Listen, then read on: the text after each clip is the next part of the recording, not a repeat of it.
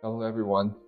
Today I want to start a new episode of Transformer series about a very important concept that is mask and KV cache. So let's dive into it. On the right hand side, there's the transformer encoder decoder architecture. And one important thing to know is the training and inference base is actually a little different. Transformer behaves differently, at least this encoder decoder architecture behaves differently. The main difference occurs in the decoder, which is the right hand side part. Doing training, we know the entire output sentence and we can pass it to the decoder all at once. For example, if we're trying to do a translation service from 我是马丁 to I am Martin, we can pass 我是马丁 into inputs, and we can pass I am Martin to outputs, and we can pass a bunch of training translations to this input and output during training phase. However, during inference, the decoder must generate one word at a time in an auto-regressive manner. Then the decoder uses like previously predicted words to help to predict the next word. That means you have to output one word at a time, right? This is just the nature of the application you are going to use. A bunch of time, the decoder is just doing translation or text generation. What's already generated, it's already out there. You're not going to change it. So how to achieve that is by mask attention. So this is the mask attention module. It will make sure each token in a sequence only attends to previous tokens and itself, not future tokens, which means the tokens generated, the word generated, it all depends on itself and its previous token. And it's not going to depend on anything in the future. This is an example. So obviously this is an oversimplified version. In the token embedding stuff, there is start of sentence token, and when it ends, there's end of sentence token. But this is like a simplified version. Let's say we want to translate I am Martin to Chinese, and the encoder input is going to be I am Martin. And we do the position encoding, and then we do the multi-head attention, at and norm, feed forward, another at and norm, which I'm going to cover in the later episodes, the feed forward and at and norm.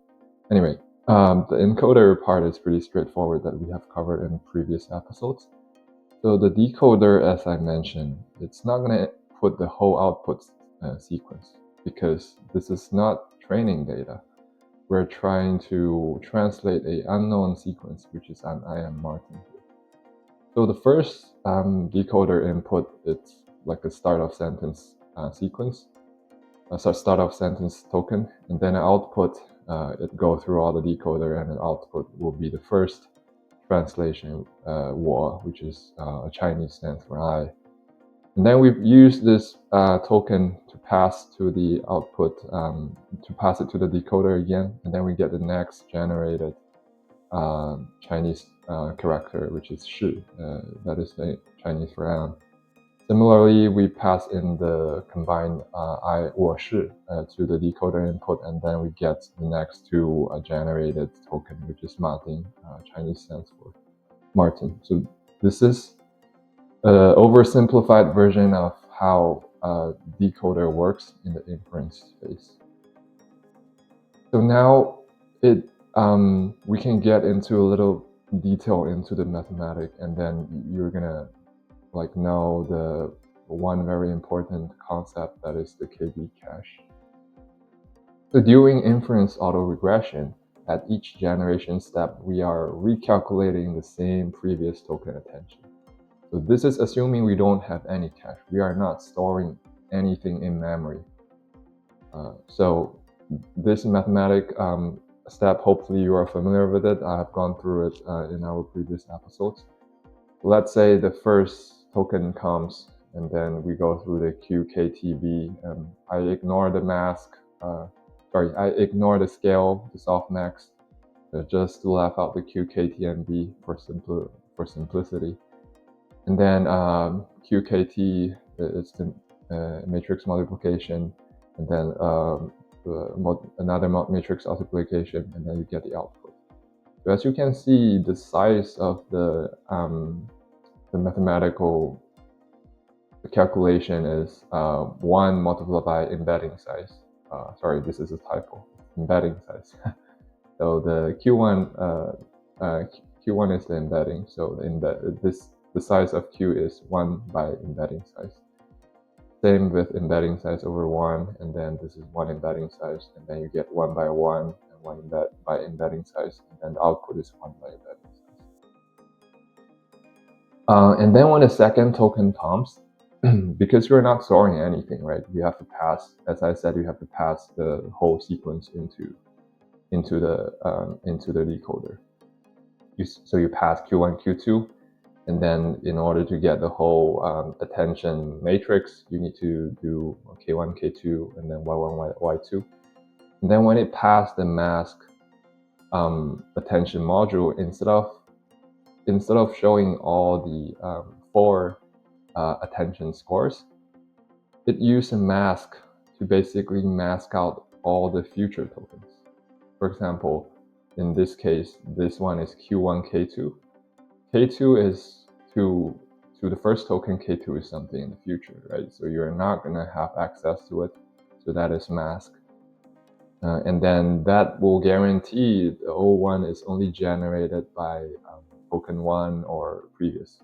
It's going to guarantee O2 is generated by token 2 or previous tokens.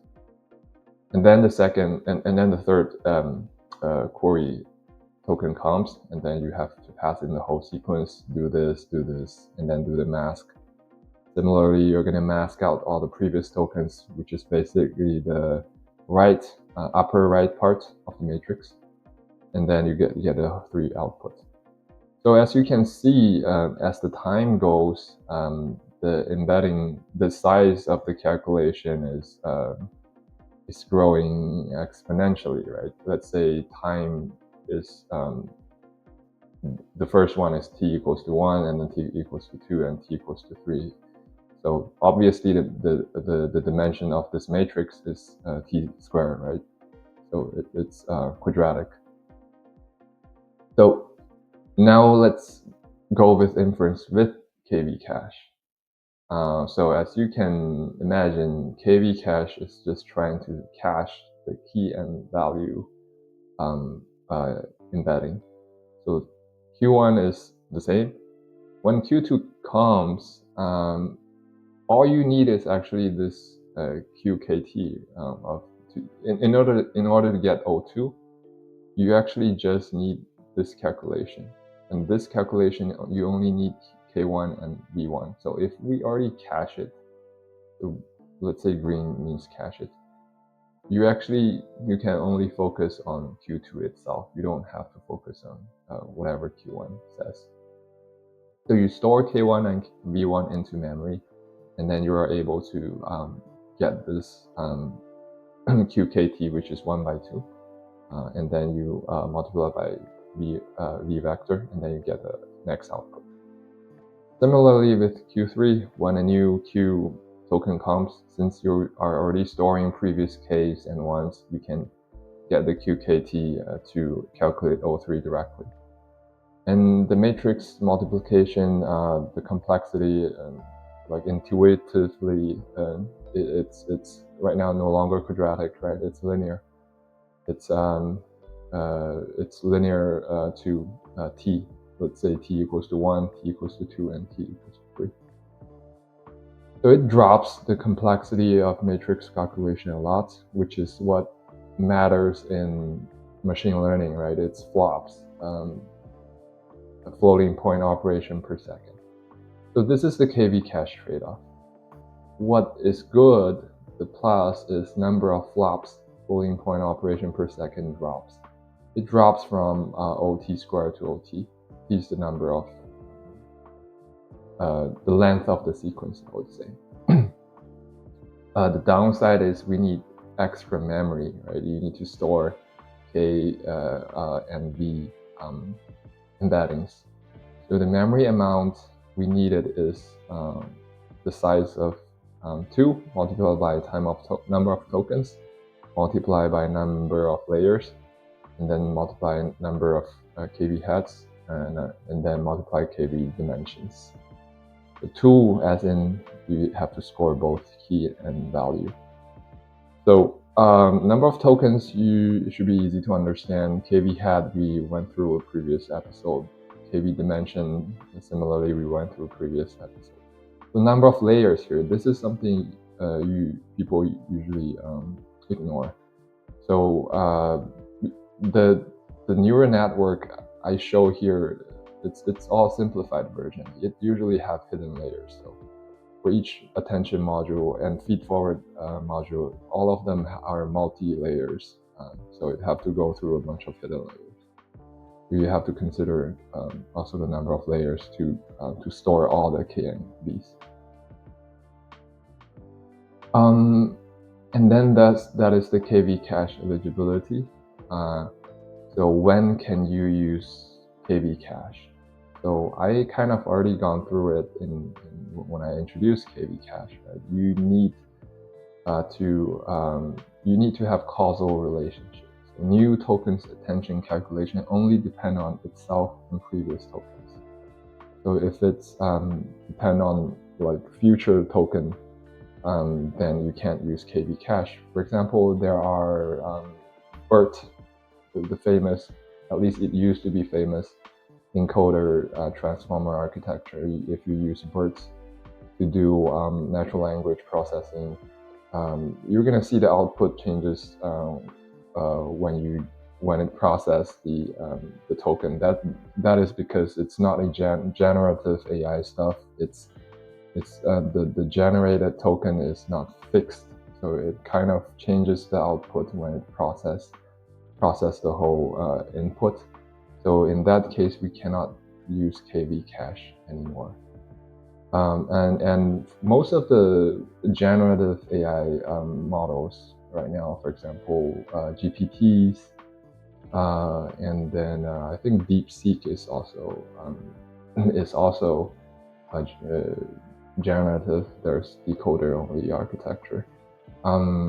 It also have KV cache component. It's slightly different, but it still have the same mechanism, which I'm gonna go through in another series.